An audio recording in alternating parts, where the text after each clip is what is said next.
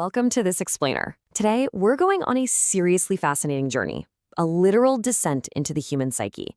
Think of the mind like this vast, uncharted ocean, or honestly, maybe like the complex hidden layers of your favorite anime protagonist, right? We all project this highly curated image on the outside, but underneath all that, there is an absolute labyrinth of suppressed feelings, deeply rooted memories, and hidden emotional depths. So, as we dive in today, we're going to peel back those psychological layers one by one. We'll move from the everyday masks we wear, sink deep into the weight of our hidden emotions, and go all the way down to the final 7 minutes of our lives. Okay, let's kick things off with a quick little experiment. Ready? You really love them.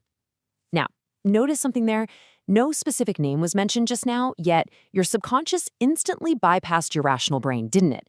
A specific face, a specific person just flashed into your mind before you could even analyze it. That rapid-fire hidden connection, that's exactly the kind of psychological depth we're exploring today. Level 1, the masks we wear on the surface.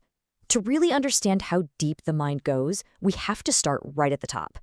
These are the rapid, everyday behaviors we project to the world. 60. Now that might sound like a completely random number, but it actually represents a staggering psychological statistic from our source material. This is the number of times the average woman smiles in a single day.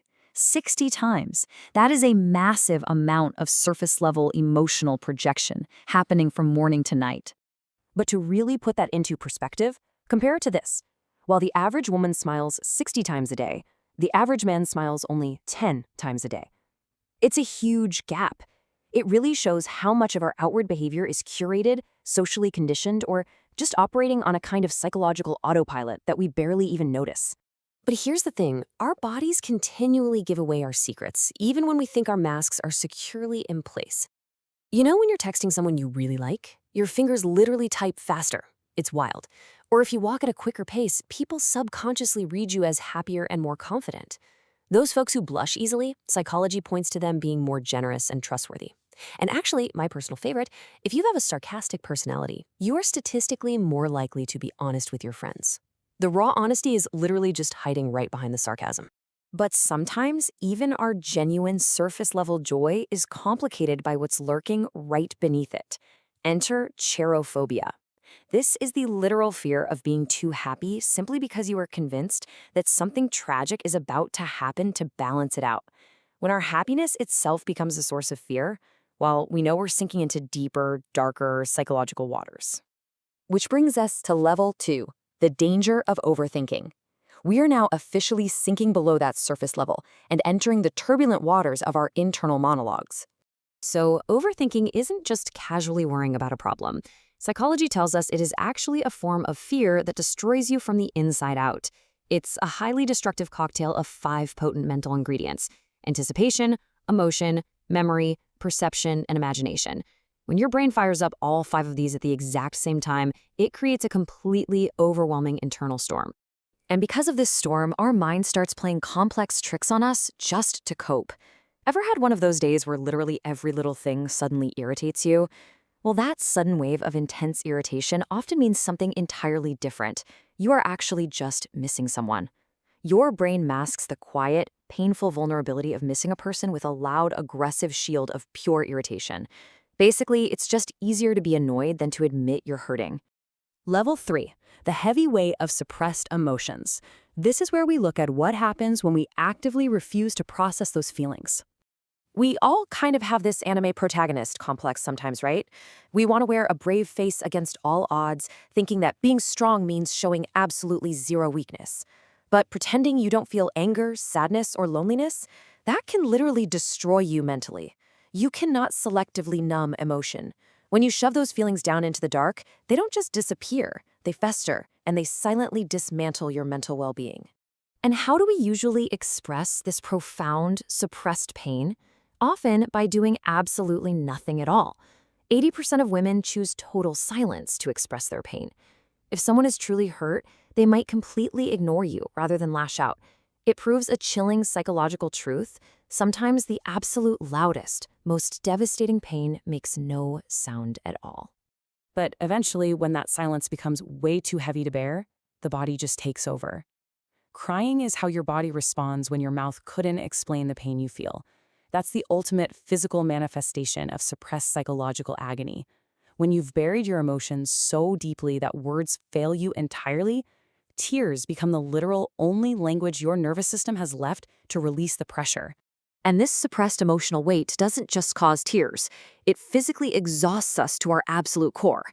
Happy people actually require less sleep to function every day because their mental energy is light and efficient. But sadness? Sadness drastically increases the urge to sleep more. Our emotional baggage physically weighs us down, draining our energy reserves and forcing the sad mind to seek refuge in sleep just to cope with the sheer effort of existing. Level 4. The anchors of our deepest memories. Escaping into sleep brings us down to the real bedrock of the human psyche. 70%. That's a huge majority. It's the percentage of people who love old songs, not necessarily because of the melody, but specifically because of the memories anchored to them.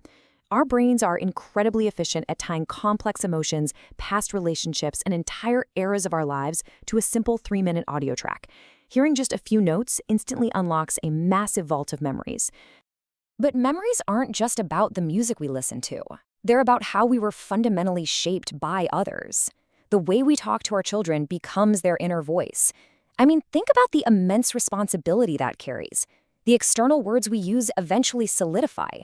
They sink all the way down to this deep psychological level and literally become the permanent, echoing internal monologue of the next generation. Level 5, the absolute bottom. We have peeled back the masks, waded through the overthinking, felt the weight of suppressed emotion, and hit our core memories. Now we've reached the deepest part of the human experience covered in this explainer, the end of life itself. When a person dies, there are 7 minutes of brain activity left. Let that sink in for a second. Clinical death has occurred, but the brain is not finished. It triggers what is essentially a dream sequence. Actually, scratch that. It's more like your mind fighting to put on one last epic show, rapidly playing back the most vital memories of an entire lifetime. In that final sequence, all those deep layers we've been discussing are suddenly pulled right back to the surface. Minute 1, the old songs we loved echoing through the fading mind. Minute 3, the voices of our childhood, that inner voice formed so long ago. Minute 5, a sudden massive rush of all the emotions we hid, all that pain we met with silence. And finally, minute 7, the final fade to black. The overthinking, the suppressed pain, the memory anchors, it all culminates in this final 7-minute cinematic playback. All of these psychological layers, your surface masks, your hidden pain, your deepest loves, they are all just building up to that final playback. So I want to leave you with this thought. When your 7 minutes start ticking, what memories will play in your final dream sequence? Definitely.